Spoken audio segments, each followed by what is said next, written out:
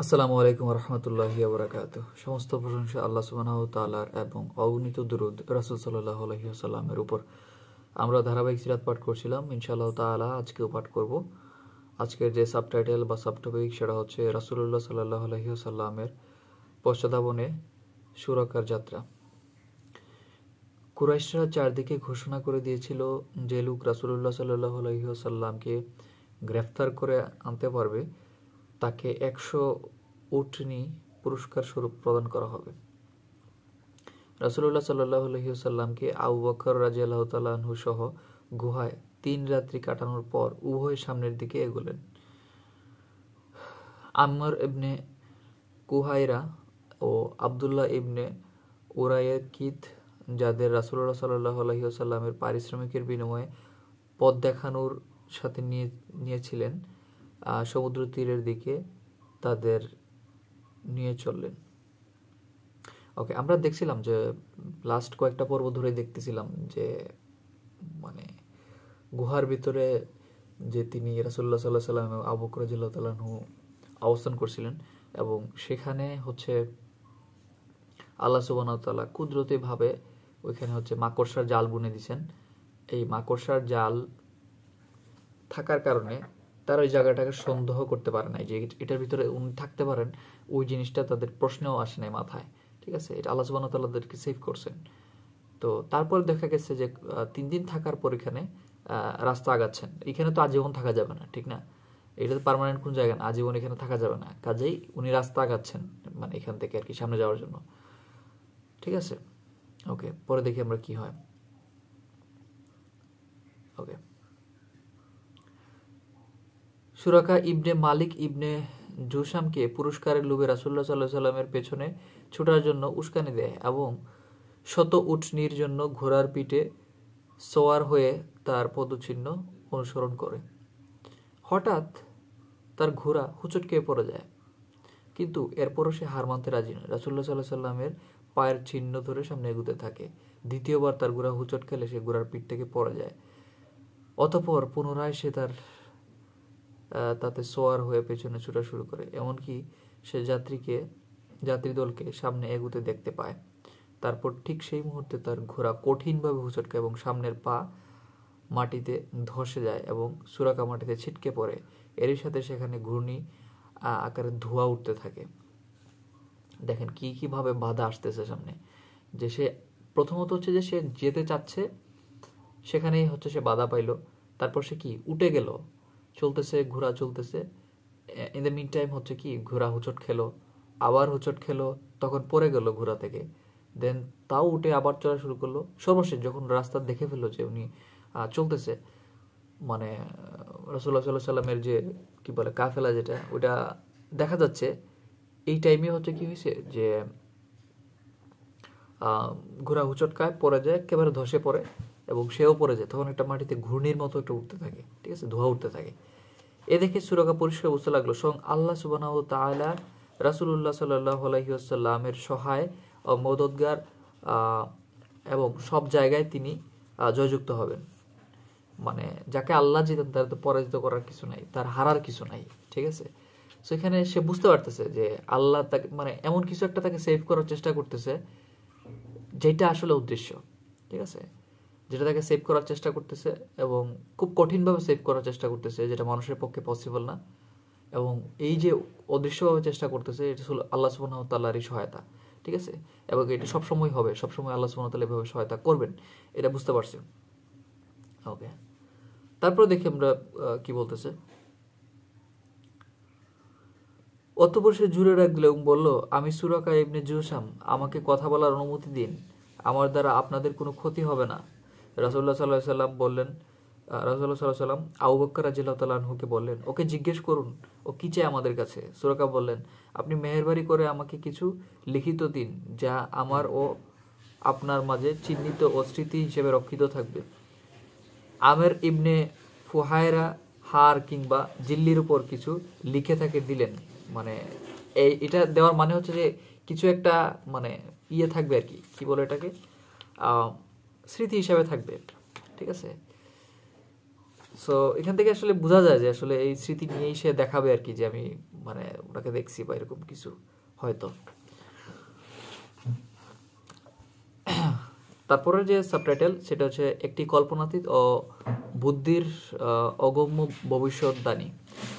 ঠিক এমনই এক অবস্থায় যখন রাসূলুল্লাহ সাল্লাল্লাহু আলাইহি ওয়াসাল্লাম নিজে দেশ থেকে মজবুর, যখন তার পক্ষে মক্কার থাকা অসম্ভব, চারদিক থেকে শত্রু ঘেরাও, সতর্ক ও সেনদৃষ্টি তাকে অনুসরণ করছে, রাসূলুল্লাহ সাল্লাল্লাহু আলাইহি ওয়াসাল্লাম দৃষ্টি তখন দৃষ্টিসীমার বাইরে গিয়ে উপস্থিত হলো তারই গুলাম পারস্য সম্রাট কিসরা শাহী মুকুট ও রোম সম্রাট কাইজারের সিংহাসন তাদের দুই পা দিয়ে দলিত মথিত করবে এবং দুনিয়ার সঞ্চিত ধনভাণ্ডারের মালিক হবে।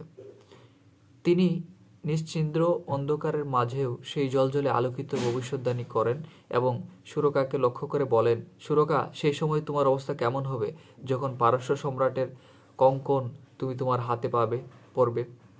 নিশ্চয়ই আল্লাহ সুবহানাহু ওয়া তাআলা তার নবীর সঙ্গে সাহায্য সমর্থন, প্রকাশ্য ও নিশ্চিত বিজয় এবং তার দ্বীনের প্রাধান্য, উত্থান ও পরিপূর্ণ বিজয়ের ওয়াদা করেছিলেন। আল্লাহ সুবহানাহু ওয়া তাআলা সূরা তাওবা ৩৩ নম্বর আয়াতে বলেন, তিনি তার রাসূলকে হেদায়াত ও সত্য সুন্দর দ্বীন সহ পাঠিয়েছেন, যাতে সেই দ্বীনকে দুনিয়ার সমস্ত দ্বীনের উপর বিজয়ী ও প্রতিষ্ঠিত করতে পারে, যদিও তা মুশরিকদের নিকট অপ্রীতিকর হবে। যেমন ধরেন, এখন একজন টিচার ক্লাস নিচ্ছে বা ক্লাসে বলতেছে, পরীক্ষা নিবে আর কি, প্রশ্ন করা হয়ে গেছে। এখন বলছেন যে আমি খুব কঠিন এবং সুন্দর প্রশ্ন করছি, যা ভালো স্টুডেন্টদের জন্য খুবই ভালো হবে, কিন্তু খারাপ স্টুডেন্টদের জন্য অপ্রীতিকর হবে। দেখেন, ভালো স্টুডেন্টদের জন্য যদি ভালো হয়, তাহলে খারাপ স্টুডেন্টদের জন্য খারাপ হবে, এটা খুব স্বাভাবিক, তাই না? কারণ কি, এরা হচ্ছে পরস্পর কি অপোজিট না? ভালো স্টুডেন্টরা চাইবে যে পরীক্ষাটা ভালো হোক, সুন্দর হোক, মানে কি বলে, কোয়েশন ভালো হোক। কোয়েশন ভালো হইলে তার পরীক্ষা দিতে ভালো লাগবে, সে সারা বছর কষ্ট করছে এবং হচ্ছে ভালো প্রিপারেশন নিয়ে আসছে। কিন্তু খারাপ স্টুডেন্টরা হচ্ছে বাবা ইয়ানফসি কোনো রকমে জানটা বাঁচাই, ঠিক আছে? সো দুজনের কিন্তু ধ্যান ধারণা এক না, দুজনের ওয়ার্ল্ড ভিউ আলাদা। সো এই জন্য বলা হচ্ছে যে যেটা রাসূলের জন্য ভালো হবে, যেটা আল্লাহ নবীর জন্য ভালো হবে, আল্লাহওয়ালা মানুষের জন্য ভালো হবে, সেটা কাফের মুশরিকদের জন্য ভালো হবে না, প্রীতিকর হবে না। সেই জিনিসটাই বলছেন আল্লাহ সুবহানাহু ওয়া তাআলা। ওকে, স্বল্প দৃষ্টি ও স্বল্প বুদ্ধিসম্পন্ন লোকেরা এই সত্যকে অস্বীকার করেছে, অগ্রাহ্য করেছে। কুরাইশরা একে অসম্ভব বিষয় ভেবেছে, কিন্তু নবুয়াতের দৃষ্টি দূরের বিষয়কে কাছে দেখছিল। আল্লাহ অঙ্গীকার ভঙ্গ করেন না। এটি হরফে হরফে সত্য প্রমাণিত হয়েছে যখন হযরত উমর রাদিয়াল্লাহু তাআলা আনহুর সামনে পারস্য সম্রাট কিসরার কঙ্কর ও কুমরবন্দনী মেখলা ও শাহী মুকুট এনে হাজির করা হয়, তখন সুরাকাকে ডেকে পাঠান এবং তাকে এসব পরিধান করান। আর এভাবে রাসূলুল্লাহ সাল্লাল্লাহু আলাইহি সাল্লামের ভবিষ্যদ্বাণী অক্ষরে অক্ষরে পূর্ণতা পায়। হ্যাঁ, রাসূলুল্লাহ সাল্লাল্লাহু আলাইহি সাল্লাম কি বলে, উমর রাদিয়াল্লাহু তাআলা আনহু কিন্তু এই যে পারস্য সম্রাটের সামনাসামনি গিয়ে মুখোমুখি চোখে চোখ করে দাঁড়িয়েছিলেন, ঠিক আছে? তো উমরই সেই ক্ষমতাবান উমর, ঠিক আছে? আপনারা হয়তো কাহিনীটা জানেন যে পারস্য সম্রাটের মানে মুখোমুখি দাঁড়াইছে চোখে চোখ রেখে, ঠিক আছে? এই দাম্ভিকতা, এই দৃষ্টতা, এই সাহস, সৎ সাহস, এটা আসলে উমরেরই ছিল। সুরাকা রাসূলুল্লাহ সাল্লাল্লাহু আলাইহি ওয়াসাল্লামের সামনে রাহা খরচ ও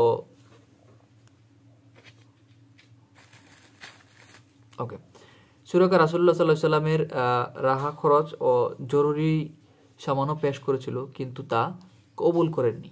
কেবল এতটুকুই বলেছিলেন, আমাদের খবর গোপন রাখবে, কাউকে বলবে না। এই হচ্ছে আজকে এই পর্যন্তই। ইনশাআল্লাহ তাআলা যদি বেঁচে থাকি, আগামীকালকে আলোচনা করব পরের বিষয়গুলো নিয়ে। ইন্টারেস্টিং বিষয়গুলো সামনে আসতেছে। দেখেন, আমরা যত ধীরে ধীরে পড়তেছি, আমরা কিন্তু ইন্টারেস্টিং বিষয়গুলোতে যাচ্ছি আস্তে আস্তে, ঠিক আছে? সো সে পর্যন্ত সবাই ভালো থাকুন, সুস্থ থাকুন, আমার জন্য দোয়া করবেন। আল্লাহ সুবহানাহু ওয়া তাআলা যেন আমার মতো পাপী বান্দাকে কবুল করেন, নাজাতের ব্যবস্থা করে দেন। দেখেন, নাজাতই কিন্তু সব।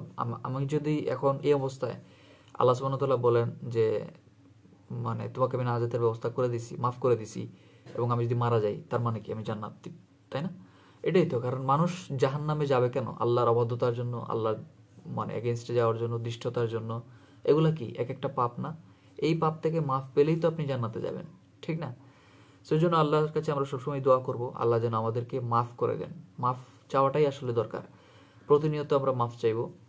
আগেকার সময় দেখেন রাসূলুল্লাহ সাল্লাল্লাহু আলাইহি সাল্লাম মানে কি, নবীরা মাসুম ছিলেন, উনি মাসুম থাকার পরেও উনি আল্লাহর কাছে সবসময় হচ্ছে ইয়ে চাইতেন, ঠিক আছে, উনি সবসময় হচ্ছে ইস্তেগফার পড়তেন, ঠিক আছে। কোনো কোনো জায়গায় আছে দিনে যে 70 বার, 70 থেকে 100 বার হচ্ছে তিনি এক বসায় বা এক ইয়েতে ইস্তেগফার করতেন আর কি।